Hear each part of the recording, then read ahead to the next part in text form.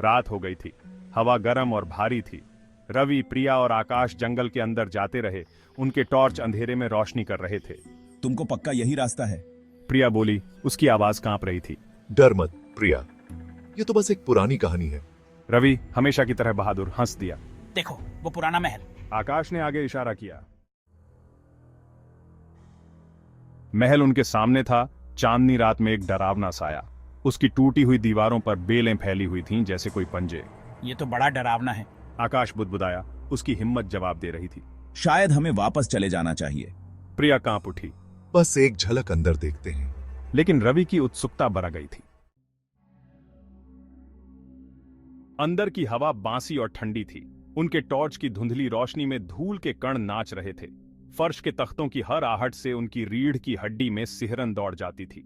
अचानक हुई सरसराहट से प्रिया उछल पड़ी। तुमने वो सुना? उसने फुसफुसाते हुए कहा। शायद कोई चूहा होगा। आकाश की नजरें कमरे में इधर उधर घूम रही थीं, लेकिन रवि को ठंड लग रही थी। कुछ तो गड़बड़ थी।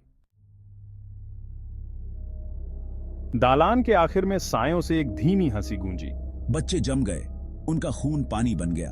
अंधेरे से एक छोटा सा पुतला उभरा।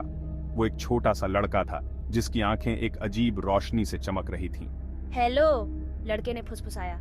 उसकी आवाज कर्कश और बूढ़ी थी। क्या तुम खेलने आए हो? डर ने उन्हें रफ्तार दी। वे पीछे हट गए, जल्दबाजी में अपने टॉर्च गिराते हुए।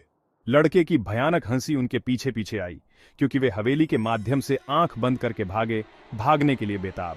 वे हवेली से बाहर जंगल में घुस गए, तब तक नहीं रुके जब तक वे बहुत दूर नहीं जा चुके थे। वे खुद को जंगल के किनारे पर एक छोटी सी झोपड़ी के सामने पाए। एक बूढ़ी औरत बाहर बैठी थी।